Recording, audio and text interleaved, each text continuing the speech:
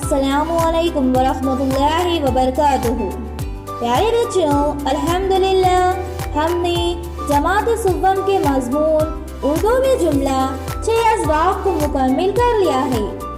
अब हम जमात सुव्वम का 7वां सबक खूबसूरत दिन के बारे में पढ़ेंगे। बच्चों, हर दिन बहुत खूबसूरत होते हैं, लेकिन हमारी ज़िंदगी में कुछ ऐसे वाक़यात पेश आते हैं जिसकी वजह से कुछ दिन हमारे लिए बहुत ही अहमियत रखते हैं और ज़िंदगी भर इस दिन को याद किया जाता है।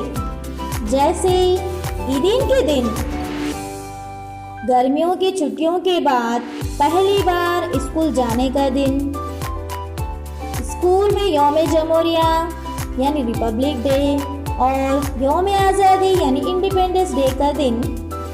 इसके अलावा यौम असातिज़ा टीचर्स डे और यौम अतफ़ाल यानी चिल्ड्रंस डे वगैरह वगैरह। तो बच्चों, आपकी दरसी किताब का सफ़ा नंबर 36 पर एक बहुत ही खूबसूरत कहानी दी गई है। इस कहानी में एक नन्हा सा लड़का अपने वालिदैन से रोज़े रखने की गुजारिश कर रहा है। तो चलिए अब हम इस कहानी को पढ़ते हैं। इस कहानी का उन्वान है खूबसूरत दिन।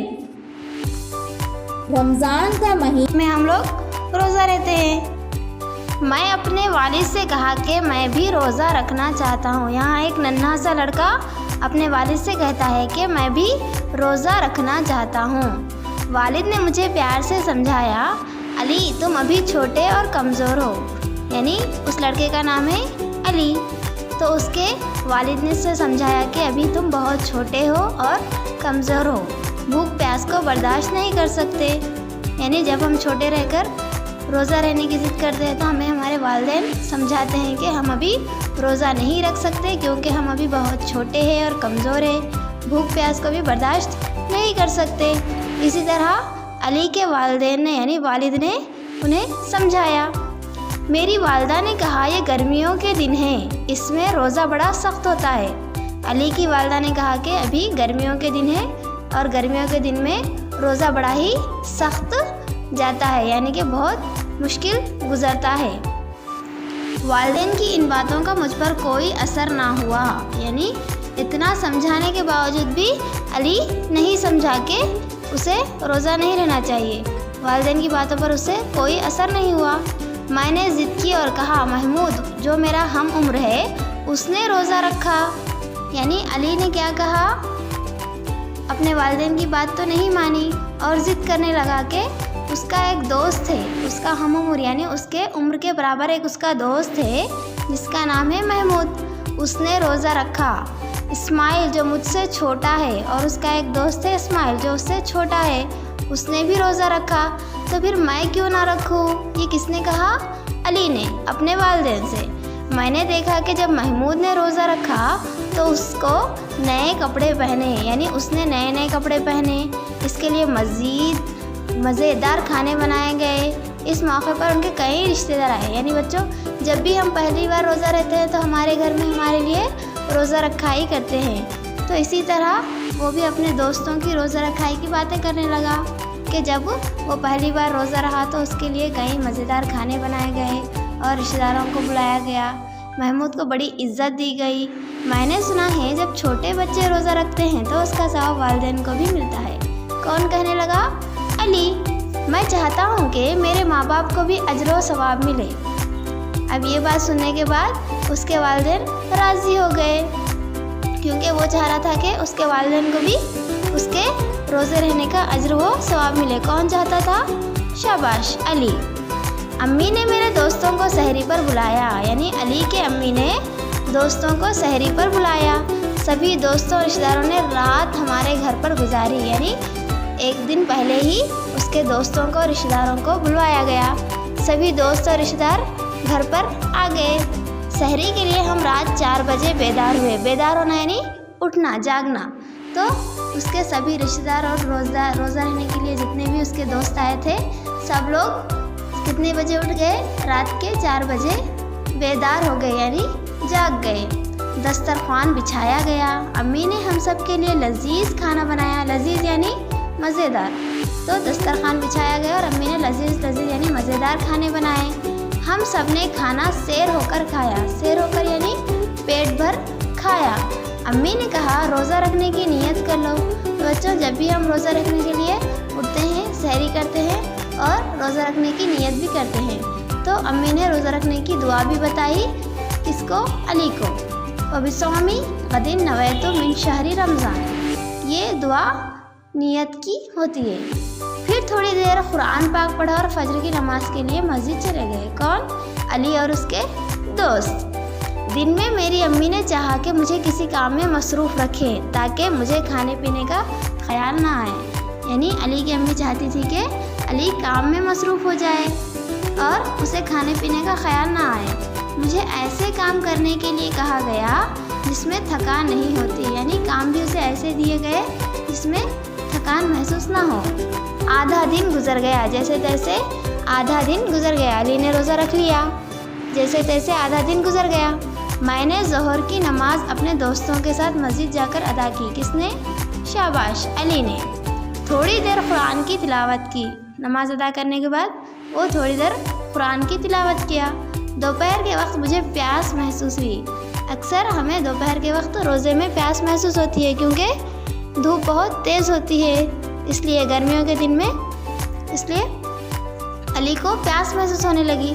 असर की नमाज अदा करके जब वो घर लौटा तो मुझे कुछ भूख महसूस हुई। यानी असर के बाद उसे भूख महसूस होने लगी। किसको? अली को, क्योंकि वो पहली बार रोज़ा रखा था। जब भी हम पहली बार रोज़ा रखते हैं हमारे साथ ऐसा सब होता रहता है। मैंने किस्म के खाने, मेवे वगैरह देखे। यानी अली के घर में किस्म के खाने और मेवे लाए गए जिसको मेरी बहन और वालदा ने बड़ी मेहनत से तैयार किया था। यानी किस्म की ग़िज़ा किसने तैयार किया? अली की वालदा और बहन ने मिलकर तैयार किया।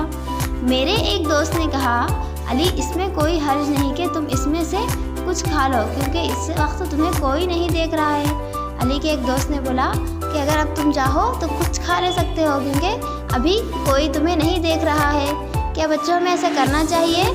नहीं, बिल्कुल नहीं। रोज़ा रखकर हमें कुछ भी नहीं खाना चाहिए। मैंने भी जब रोज़ा रखा था तो छुप कर खा लिया था। ये किसने कहा? अली के दोस्त ने। जब मैं रोज़ा रहा था तो मैं छुप कर खा लिया था। मैंने कहा, हाँ यहाँ मुझे कोई आदमी नहीं देख सकता। किसने? अली ने कहा, यहाँ तो मुझे कोई आदमी नहीं देख सकता लेकिन अल्लाह तो देख रहा है। यानी अल्लाह ताला हमें हर वक्त देखता रहता है। ये मत सोचना कि कुछ भी काम करते वक्त हमें कोई नहीं देख रहा है क्योंकि अल्लाह ताला तो हम पर नज़र रखा हुआ है। तो किसने कहा ये सब? अली ने। यहाँ तो कोई नहीं लेकिन अल्लाह तो हमें देख रहा है। ये सुनकर मेरे दोस्त ने कहा, तुम सच कहते हो। उसका दोस्त मान गया कि हाँ तुम सच कहते हो। रोज़ा किसके लिए रखना चाहिए बच्चों? शाबाश, अल्लाह ताला की रज़ामंदी के लिए, ना कि किसी और को खुश करने के लिए। ठीक है, रोज़ा हमें किसकी रज़ामंदी के लिए रखना चाहिए? शाबाश, अल्लाह ताला की रज़ामंदी के लिए रखना चाहिए। सूरज डूबने से पहले सब दोस्त और रिश्तेदार मेरे घर आ गए। यानी सूरज जब डूबने से पहले, जब किसका टाइम होता है? इफ्तार का। Very good. तो सब रिश्तेदार और दोस्त उसके घर आ गए। अम्मी ने कुछ इफ्तारी मस्जिद में भेजी। मुझे ये वक्त गुजारना मुश्किल लग रहा था। यानी अली पहली बार रोज़ा था, इसीलिए उसके भूखे और प्यासे रहना मुश्किल था। फिर भी वो रोज़ा किस लिए रहना चाह रहा था? वो इसलिए क्योंकि वो चाहता था कि उसके रोज़ा रहने का सवाब उसके वालिदैन को भी मिले, इसलिए वो रोज़ा रख रहा था। लेकिन उसको वो वक्त गुजारना बहुत मुश्किल लग रहा था। यानी इफ्तार का वक्त करीब था लेकिन फिर भी उसको वो वक्त गुजारना मुश्किल लग रहा था। मेरे कान मौज़िन साहब की आवाज़ पर लगे हुए थे लेकिन वो सोचने लगा कि कब अज़ान होगी और कब मैं रोज़ा खोलूँगा। और मैं उस वक्त एक एक पल गिन रहा था। यानी वो मुश्किल से वक्त गुजार रहा था, एक एक पल मुश्किल से गुजार रहा था और दुआ कर रहा था। इफ्तार से पहले हमें क्या करना चाहिए? दुआ करना चाहिए, क्योंकि इफ्तार से पहले की हुई हर दुआ कबूल हो जाती है। जब इफ्तार का ऐलान किया गया तो हमने दुआ पढ़ी। कौन सी दुआ? अल्लाहुम्मा इन्नी लका सुम्तु व बिका मुन्तु व अलैका तवक्कलतु व अला रिज़्क़िका अफ़्तरतु। ये दुआ होती है रोज़ा खोलने की। और खजूर से इफ्तार किया, यानी सब लोगों ने ये दुआ पढ़ी और खजूर खाकर अपना रोज़ा खोल लिया। इसके बाद दूसरी चीज़ें खाई, जैसे कि मेवे, फ्रूट्स वगैरह खाए। जब मैंने ठंडा पानी पिया तो ऐसा लगा जैसे मेरी रगें भी गीली हो गई। यानी उसको कैसा महसूस हुआ जब वो ठंडा पानी पिया? अली को कैसा महसूस हुआ? क्योंकि वो सुबह से भूखा और प्यासा था। जब हम बहुत देर तक पानी नहीं पीते हैं, जब बहुत देर तक खाना नहीं खाते हैं, तो हमें कैसा महसूस होता है? बहुत देर पर कुछ खाने के बाद। बिल्कुल उसी तरह अली को भी महसूस हुआ कि जब वो ठंडा पानी पिया तो ऐसा लगा जैसे कि उसकी रगें भी गीली हो गई, यानी उसकी रगों तक पानी पहुंच गया। इस दिन मुझे खाना बहुत लजीज लगा, यानी उसको उस दिन खाना बहुत ही मज़ेदार लगा। बिलाशुबा ये मेरी ज़िंदगी का सबसे खूबसूरत दिन था। तो बच्चों, ये था अली का सबसे खूबसूरत दिन। हमारी लाइफ में, हमारी ज़िंदगी में, हमारे लिए, सबके लिए कोई ना कोई ऐसा दिन होता है जो हमारे लिए बहुत ख़ास होता है। जैसे अली का था पहला रोज़ा, वो दिन अली के लिए बहुत ख़ास था। इसी तरह हमारे भी ज़िंदगी में ऐसे कई वाक़यात पेश आते हैं जिन्हें हम भूल नहीं सकते, जो हम ज़िंदगी भर याद रखते हैं, जो हमारे लिए बहुत ही खूबसूरत दिन बन जाता है। जैसे कि अली का खूबसूरत दिन था उसका पहला रोज़े वाला दिन। तो बच्चों, ये था हमारा सबक खूबसूरत दिन।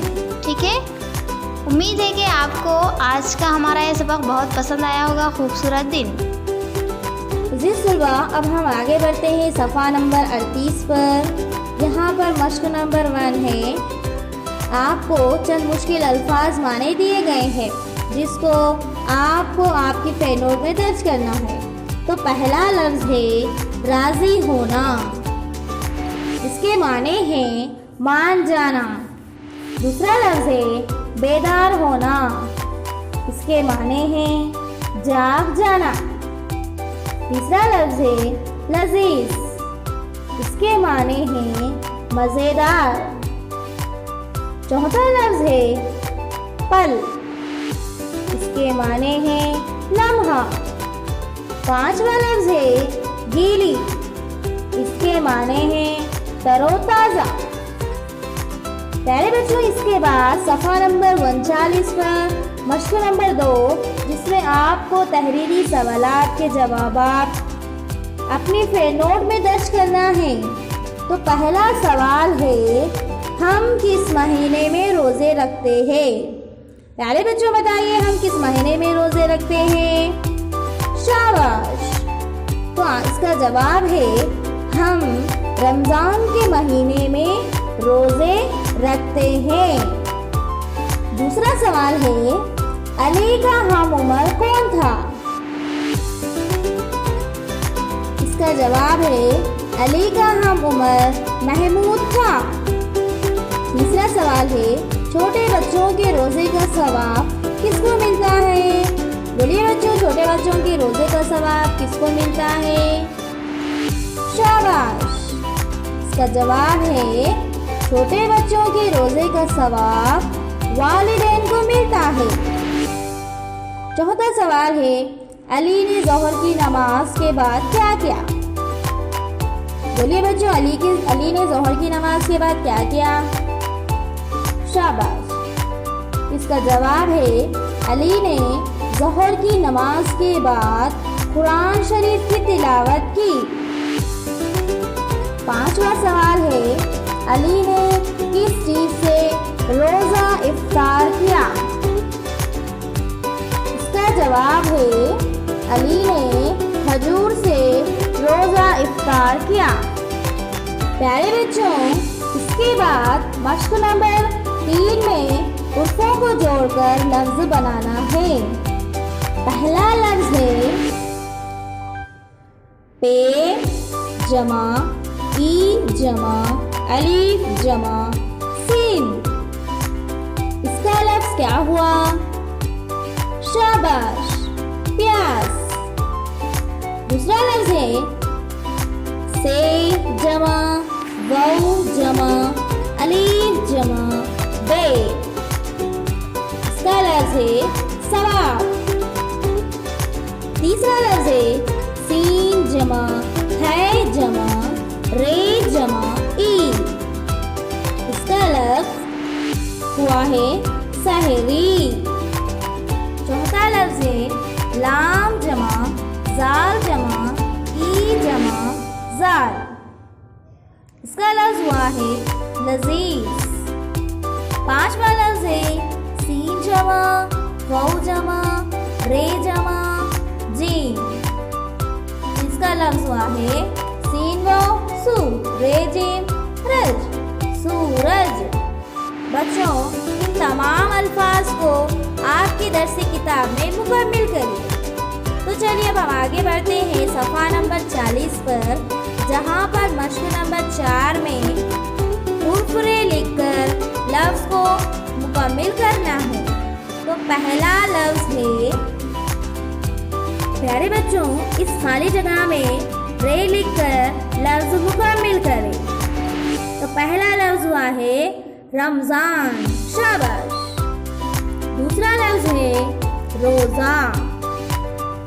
तीसरा लफ्ज़ है मज़ेदार। चौथा लफ्ज़ है आराम। पांचवा लफ्ज़ है खूबसूरत। प्यारे बच्चों, इसके बाद मश्क नंबर 5, जिसमें आपको वाहिद लफ्ज़ को जमा से जोड़कर दोबारा लिखना है। जैसे वाहिद में पहला लफ्ज़ है कपड़ा, तो इसकी जमा है कपड़े। इन दोनों लफ्ज़ों को जोड़ मिलाइए और दोबारा लिखकर इन खाली जगहों को मुकम्मिल करें। कपड़ा कपड़े। दूसरा लफ्ज़ है रोज़ा।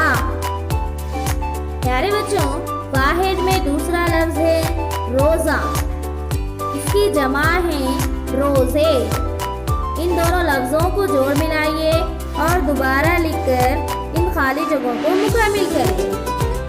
तीसरा लफ्ज़ है मेवा। मेवा की जमा है मेवे। चौथा लफ्ज़ है महीना। महीना की जमा है महीने। पांचवा लफ्ज़ है खाना। खाना की जमा है खाने। प्यारे बच्चों, इन खाली जगहों को मुकम्मिल कर लिए। प्यारे बच्चों, अब हम फ़वाइद यानी ग्रामर में इस्म नाउन के बारे में पढ़ेंगे। यहाँ एक तस्वीर दी गई है। प्यारे बच्चों, इस तस्वीर में देखिए, ये कौन है? ये एक लड़का है। तो यहाँ पर इस्म है लड़का। दूसरी तस्वीर है, वो किसकी तस्वीर है? वो शेर की तस्वीर है। प्यारे बच्चों, यहाँ पर शेर इस्म है, यानी कि शेर नाम है। ये क्या है? ये तोता है। प्यारे बच्चों, यहाँ पर तोता इस्म है। चार मीनार किस शहर में है? चार मीनार हैदराबाद में है। तो यहाँ पर इस्म है चार मीनार और हैदराबाद। वो कौन सी सब्जी है? वो टमाटर है। प्यारे बच्चों, यहाँ पर बताइए इसमें क्या है? शाबाश, टमाटर। इस फल का नाम क्या है? ये तरबूज है। तो यहाँ पर इस्म है तरबूज। प्यारे बच्चों, इस्म यानी तमाम जानवर और बेजान चीज़ों के नाम होते हैं। मिसाल के तौर पर इंसानों के नाम होते हैं, चीज़ों और जगहों के नाम होते हैं, फलों और तरकारियों के नाम होते हैं, जानवरों, परिंदों और कीड़ों के भी नाम होते हैं। किसी शख्स, जानवर, जगह या चीज़ के नाम को इस्म यानी नाउन कहते हैं। जैसे अकरम, बिल्ली, आगरा, किताब वगैरह। यहाँ पर अकरम किसी इंसान का नाम है, बिल्ली जानवर का नाम है, आगरा जगह का नाम है, किताब चीज़ का नाम है। तो इसी को क्या कहते हैं? इस्म। किसी भी चीज़ का नाम, किसी जगह का नाम, किसी शख्स का नाम। किसी इंसान का नाम। बच्चों, अब आपको दूसरी मश्क में चंद तस्वीरें दी गई है जिसमें से शख्स, जगह और चीज़ों को अलग करके लिखना है। तो पहली तस्वीर है डॉक्टर। तो बताइए बच्चों, डॉक्टर क्या है? डॉक्टर किसी शख्स का नाम है, तो आप डॉक्टर को शख्स की जगह पे लिखिए। दूसरा है किताब। किताब क्या है? एक चीज़ का नाम है, तो किताब को चीज़ की जगह पे लिखिए। तीसरा है मेज़। मेज़ भी क्या है? एक चीज़ का नाम है, तो उसको भी चीज़ की जगह पे लिखिए। चौथा है घर। घर क्या है? एक जगह का नाम है, तो आप घर को जगह की प्लेस पे लिखिए। पांचवा है घड़ी। घड़ी क्या है? घड़ी एक चीज़ का नाम है, तो घड़ी को चीज़ की जगह पे लिखिए। छठा है किसान। किसान क्या है? एक शख्स का नाम है, तो आप किसान को शख्स की जगह पे लिखिए। सातवां है मस्जिद। मस्जिद क्या है बच्चों? मस्जिद एक जगह का नाम है, तो आप मस्जिद को जगह की प्लेस पे लिखिए। आठवां है टेलीफोन। टेलीफोन क्या है बच्चों? टेलीफोन एक चीज़ है, तो उसे चीज़ की जगह पे लिखिए। नौवां है इदारा। ये क्या है? जगह है, यहाँ पर बच्चों को तालीम दी जाती है, तो आप इसको जगह की प्लेस पे लिखिए। 10वां है खेल का मैदान। खेल का मैदान क्या है बच्चों? एक जगह है, तो आप इसको जगह की प्लेस पे लिखिए। फर्स्ट कॉलम है शख्स, तो फर्स्ट कॉलम में डॉक्टर और किसान। सेकंड कॉलम है जगह। सेकंड कॉलम में मस्जिद, घर, इदारा, खेल का मैदान। तीसरा कॉलम है चीज़। चीज़ है बच्चों किताब, मेज़, टेलीफोन, घड़ी। ऐसा आप प्यारे बच्चों इस जदवल को मुकम्मल कीजिए। अल्हम्दुलिल्लाह प्यारे बच्चों, हमने 7वां सबक मुकम्मल कर लिया है। मैं उम्मीद करती हूँ कि आपको इस सबक को अच्छी तरीके से समझ में आया होगा। प्यारे बच्चों, मिलते हैं अगले सेशन में। तब तक के लिए अल्लाह।